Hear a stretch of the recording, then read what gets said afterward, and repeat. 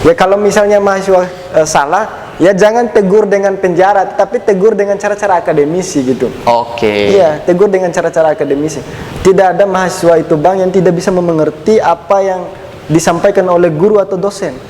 Ataupun rektor, tidak ada mahasiswa yang tidak mengerti. Asalkan rektor itu bisa mengerti juga apa yang disampaikan oleh mahasiswa. Oh. On your mind, bicara santai.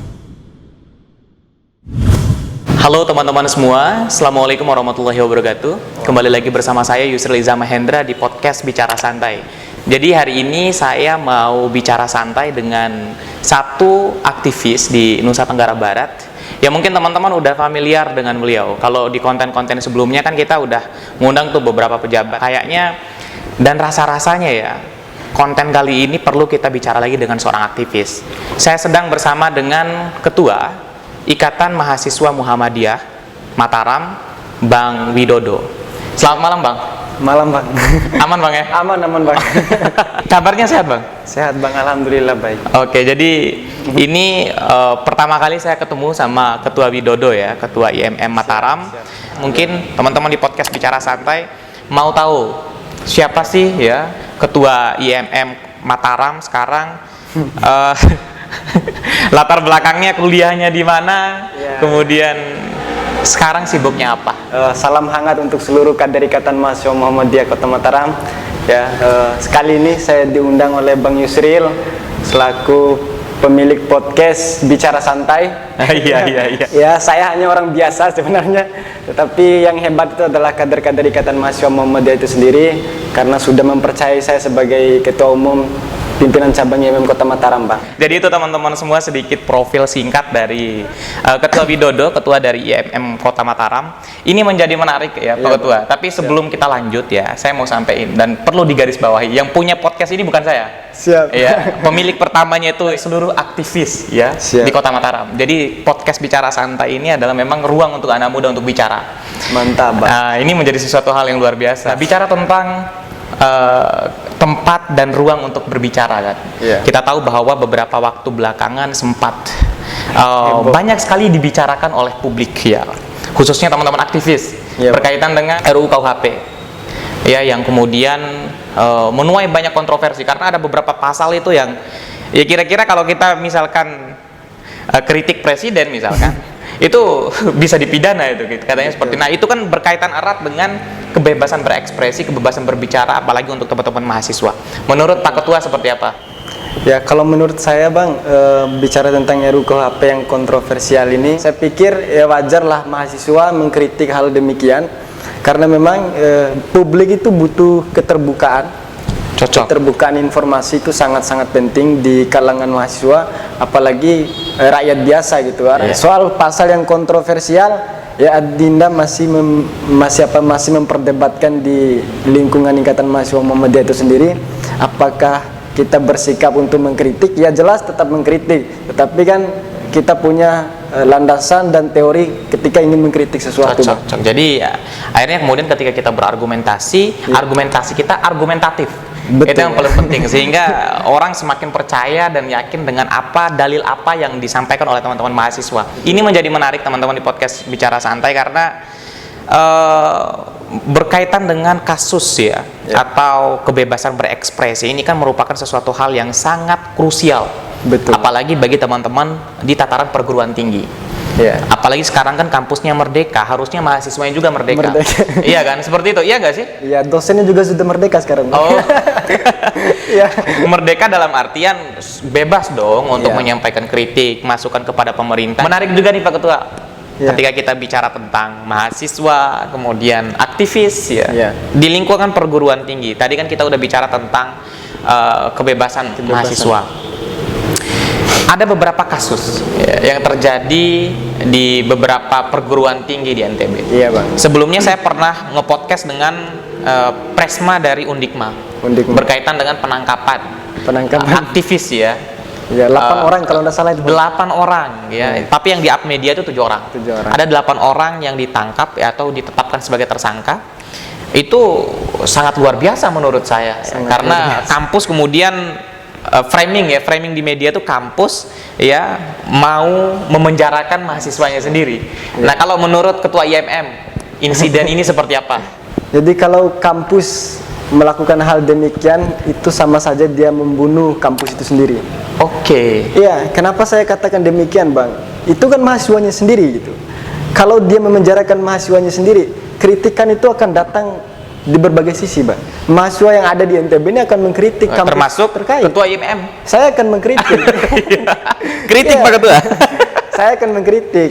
Ya, jadi ya kalau mahasiswa itu mengkritik kampus itu sendiri mungkin kebijakannya, ya silakan Bapak Ibu evaluasi diri dengan baik. Ya kalau misalnya mahasiswa salah, ya jangan tegur dengan penjara, tapi tegur dengan cara-cara akademisi gitu. Oke. Iya, tegur dengan cara-cara akademisi. Tidak ada mahasiswa itu, Bang, yang tidak bisa mengerti apa yang disampaikan oleh guru atau dosen. Ataupun rektor, tidak ada mahasiswa yang tidak mengerti. Asalkan rektor itu bisa mengerti juga apa yang disampaikan oleh mahasiswa. Oke, jadi Kalau sama-sama egois, ya akan berakhir dengan penjara gitu. Ya, entah mahasiswanya yang dipenjara atau kampus itu atau pihak oknum dosen itu yang dipenjarakan. iya, atau enggak mungkin kampusnya bisa dipenjara oleh seluruh Iya, mahasiswa dipenjara oleh Iya, diboykot. diboykot kan seperti itu kan. Iya, kira-kira seperti iya, itu. Iya, itu jadi sesuatu hal yang menurut saya juga sangat menarik ya, karena kita tahu bahwa perguruan tinggi ini kan harusnya memang tempat kita salah. Betul, Bang. Gitu kan. Jadi kita menghabiskan kuota salah kita itu di kampus. Di kampus. Supaya ketika kita keluar dari kampus, kita itu benar terus gitu loh. Iya, nggak berani melakukan kesalahan. Iya, nggak berani karena kuota salah kita sudah di kampus kan. Betul, seperti Bang. itu harusnya. Betul, Bang.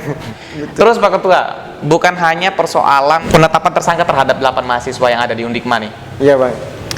tetapi juga ada beberapa kasus pelecehan seksual di perguruan tinggi. Ini kasusnya bukan hanya di NTB sih sebenarnya, ada di Sumatera, di Jawa, bukan hanya di perguruan tinggi, ada di sekolahan. Yang terbaru di Malang, Iya, Bang. itu ada sekolah SMA Selamat Pagi Indonesia.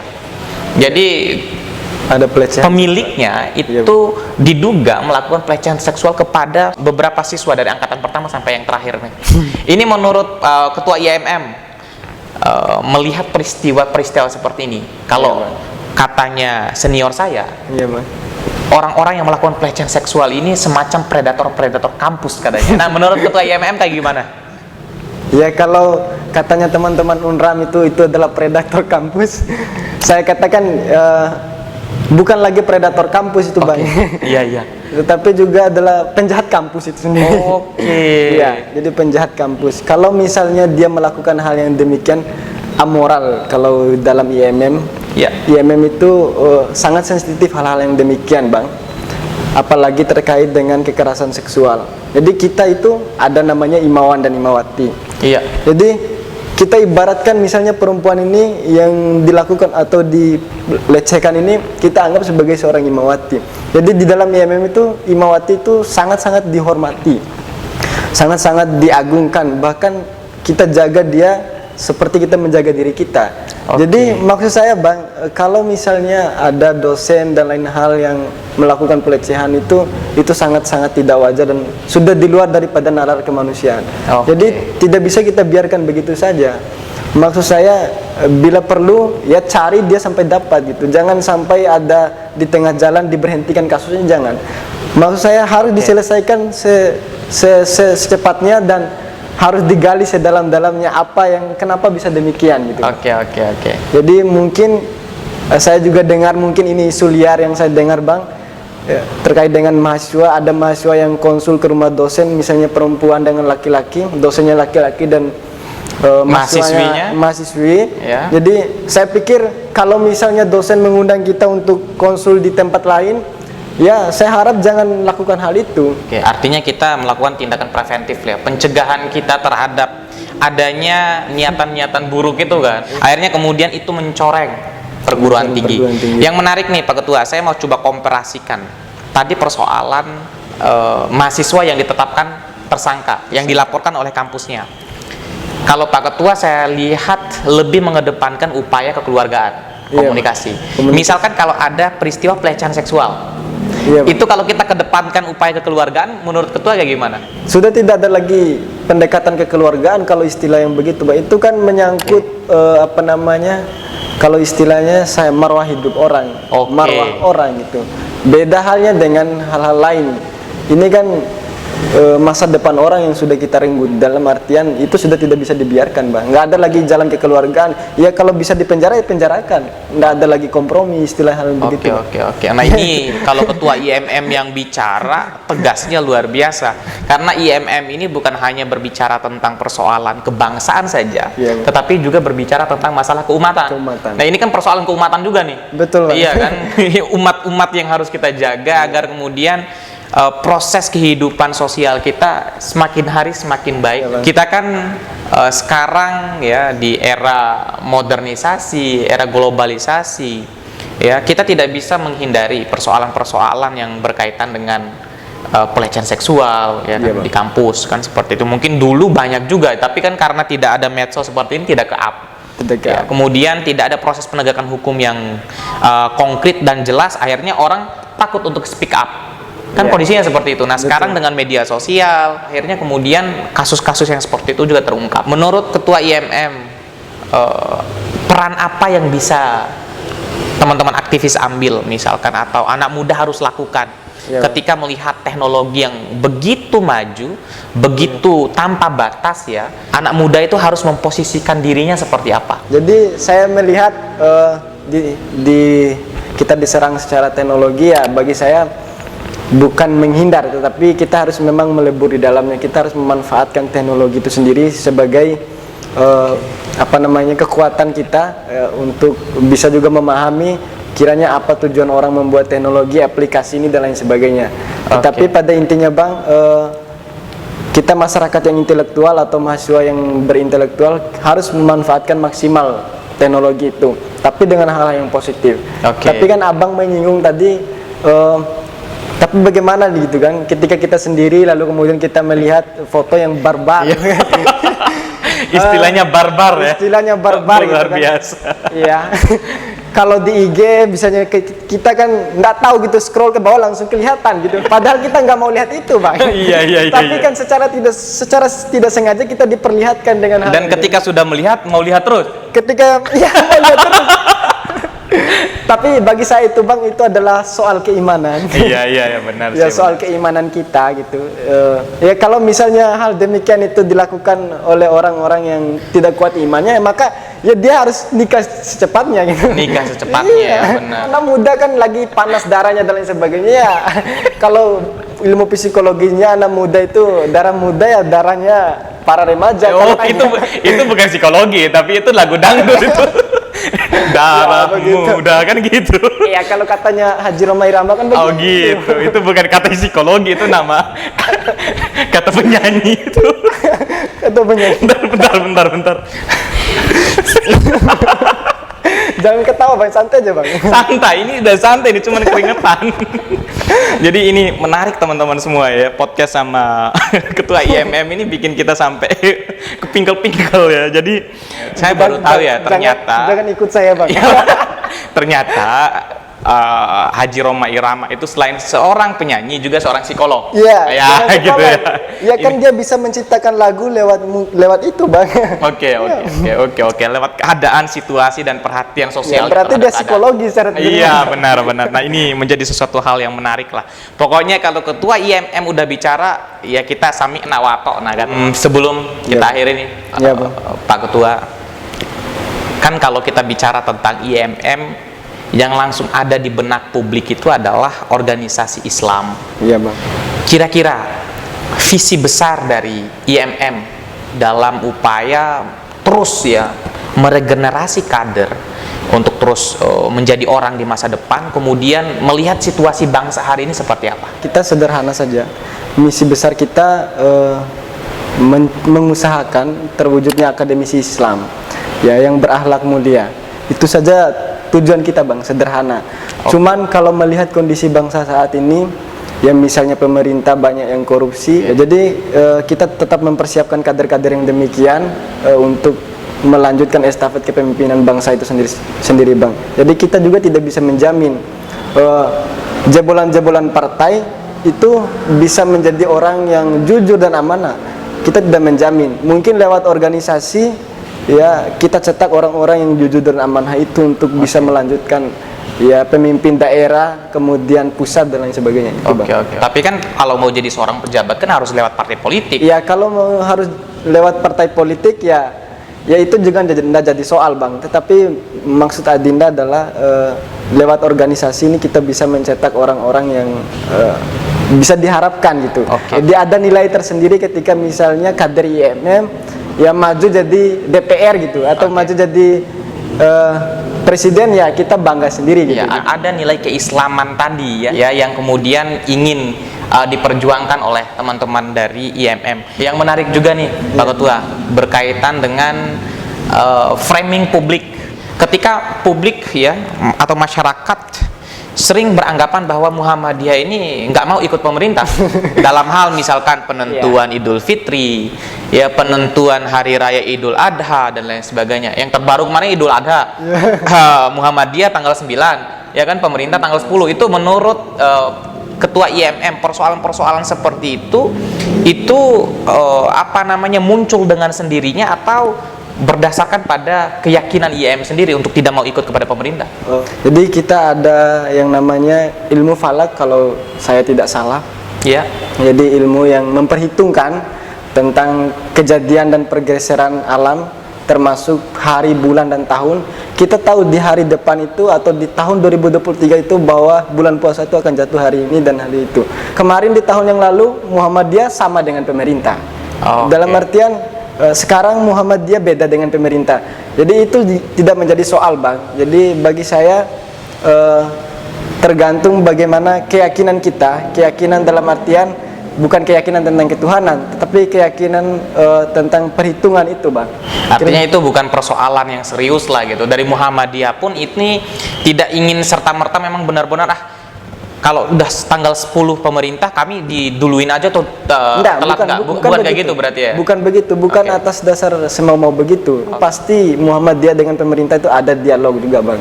Dialog bahwa kenapa Muhammadiyah harus melakukan hari ini, kenapa pemerintah harus melakukan hari ini. Nah kalau dua-duanya ini nggak bisa ketemu, ya maka ambil jalannya masing-masing gitu.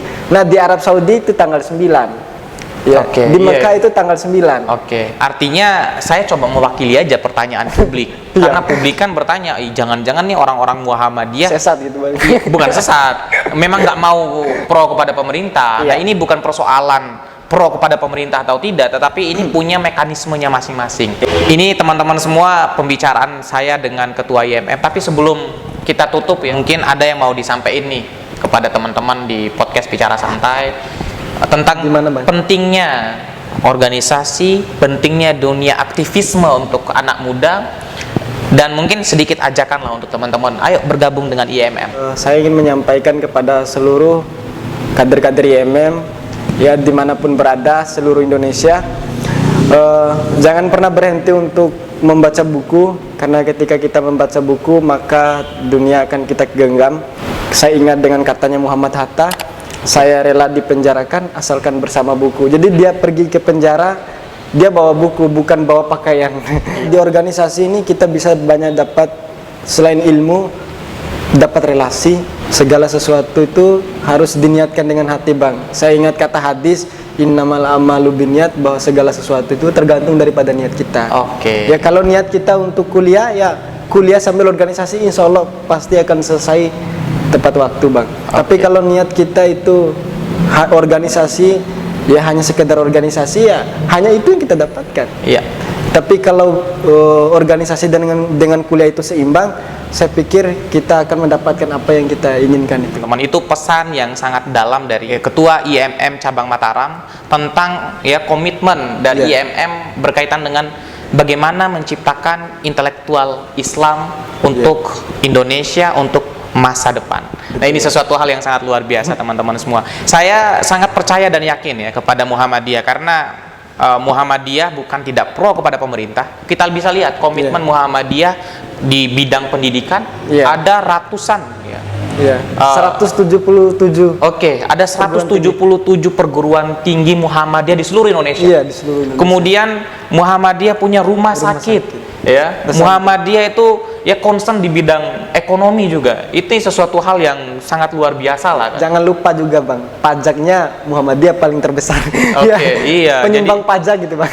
Oke, jadi Muhammadiyah itu sangat luar biasa memberikan kontribusi untuk negara ini. Jadi kalau masih ada orang yang beranggapan bahwa Muhammadiyah tidak pro kepada pemerintah, ya tidak mau ikut-ikut pemerintah, itu sesuatu hal yang nggak benar. Ya, betul. Muhammadiyah sampai hari ini terus berkomitmen untuk menjaga kebinekaan, menjaga negara kesatuan Republik Indonesia. Oke teman-teman semua, itu bicara santai saya dengan seorang aktivis di Nusa Tenggara Barat, ya, Ketua IMM Cabang Mataram. Sebelum kita akhiri podcast ini, Pak Ketua, Iya Bang. ada satu souvenir dari podcast Bicara Santai Iya, Bang. kepada Ketua IMM karena udah bersedia berbagi cerita pengalaman kepada teman-teman di podcast Bicara Santai. Ini Pak Ketua, souvenir dari podcast Bicara Santai. Jadi souvenir ini teman-teman support dari Oni Kreatif, ya, OC Plakat, tempat pembuatan souvenir paling recommended di Kota Mataram. Nanti teman-teman saya cantumin kontak person untuk pemesanan souvenir seperti ini. Nanti teman-teman ada diskon khusus ya buat teman-teman kalau mau pesan yang seperti ini, asalkan kasih tahu sudah subscribe channel YouTube Yusril Iza Mahendra Official. Siap. Ini Pak Ketua bisa diterima? Ya jangan lupa untuk seluruh kader IMM wajib subscribe punyanya Bang Yusril. Oke, tuh. Kalau udah perintah Pak Ketua itu wajib subscribe tuh katanya tuh. Ini Pak Ketua bisa diterima souvenirnya? Iya. Oke, ini Terima kasih banyak. bentuk terima kasih kami. Mudah-mudahan Pak Ketua nggak kapok mampir di podcast Bicara Amin, Santai. siapa? Jadi teman-teman semua, itu Bicara Santai saya bersama dengan Ketua IMM Cabang Mataram, Ketua Widodo, ya, seorang intelektual dan aktivis di Nusa Tenggara Barat, menyampaikan ya salam hormat, mudah-mudahan kita semua selalu sehat dalam berpikir dan sehat secara fisik. See you next time teman-teman, sampai jumpa di podcast selanjutnya. Siap. Makasih banyak Pak Iya, Ketua. Bang.